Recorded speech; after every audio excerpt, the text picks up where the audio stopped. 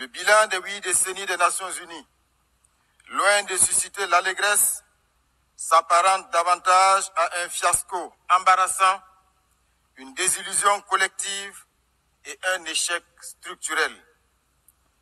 Puisque le devoir de vérité nous y invite, nous devrons reconnaître avec humilité que quoique le tableau global présente quelques acquis, celui-ci reste négativement marqué par 8 décennies d'optimisme durement éprouvé, 8 décennies d'espoir déçus, 8 décennies de rêves brisés, bref, 8 décennies de rendez-vous cruciaux manqués.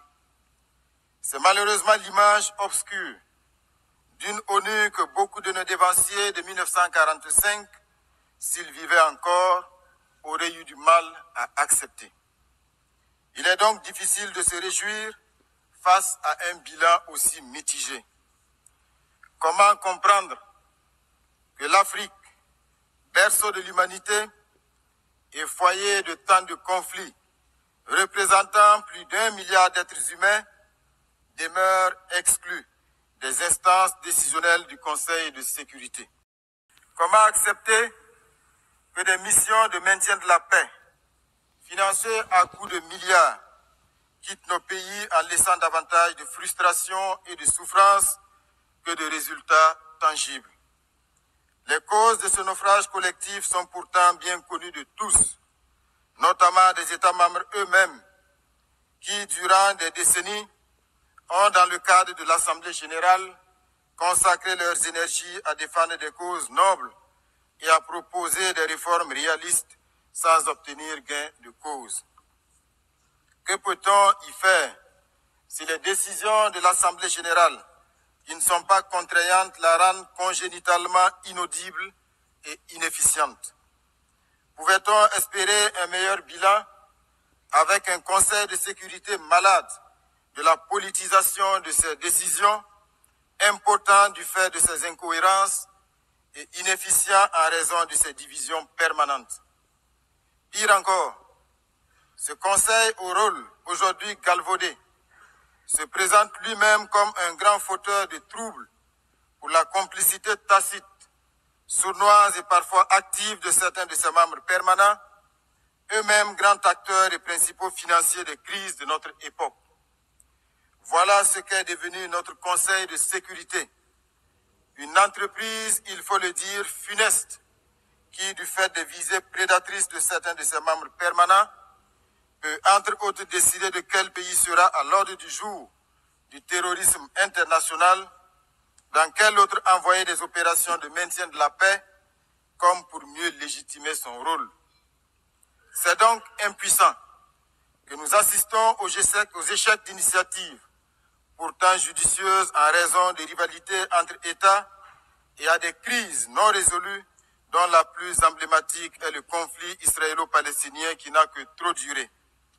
L'inaction coupable de la communauté internationale face à la défiance de l'autorité des États par des terroristes financés et soutenus par d'autres États s'ajoute à tous ces paradoxes inquiétants. Le temps du sursaut et des réformes courageuses est venu.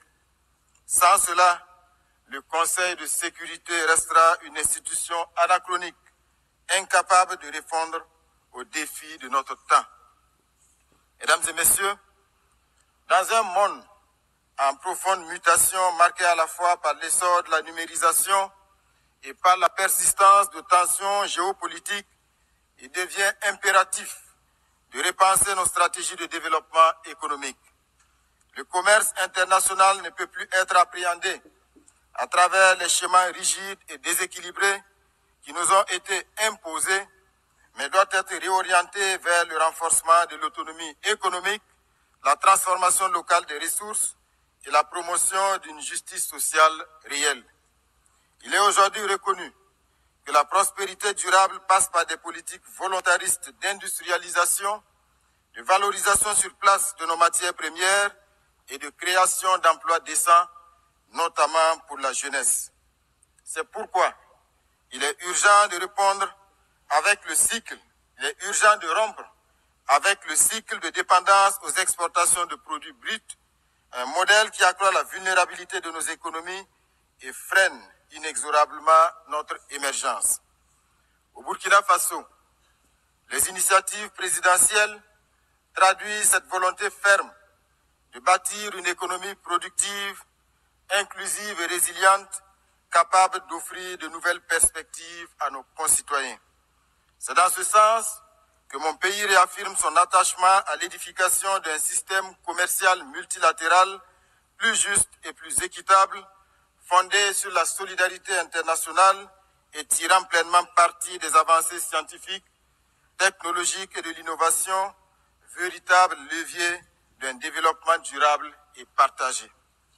Madame la Présidente, mon pays traverse, comme d'autres nations du Sahel, une des épreuves les plus difficiles de son histoire. Depuis près d'une décennie, le Burkina Faso est agressé par des terroristes soutenus par des forces obscures. Ces groupes convoitent nos ressources, cherchent à briser notre souveraineté et à imposer la loi du chaos. Mais loin de nous résigner, nous avons fait le choix de la dignité et de la résistance. Sous le leadership du camarade président, le capitaine Ibrahim Traoré, nous avons décidé de prendre notre destin en main, en mobilisant nos forces de défense et de sécurité, appuyés par les volontaires pour la défense de la patrie, véritables héros du quotidien, en instituant le fonds de soutien patriotique, alimenté par les contributions volontaires de nos citoyens, de notre diaspora et des amis du Burkina Faso à travers le monde. Depuis 2023, ce fonds a déjà collecté plus de 413 milliards de francs CFA, preuve éclatante de l'unité et du sursaut patriotique de notre peuple.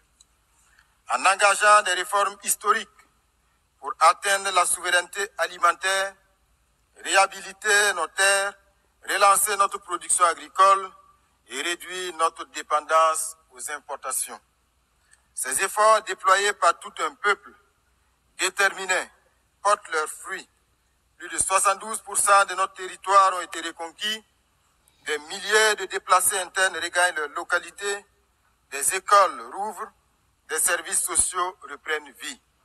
Le Burkina Faso démontre ainsi qu'un peuple uni et debout peut surmonter les épreuves les plus dures.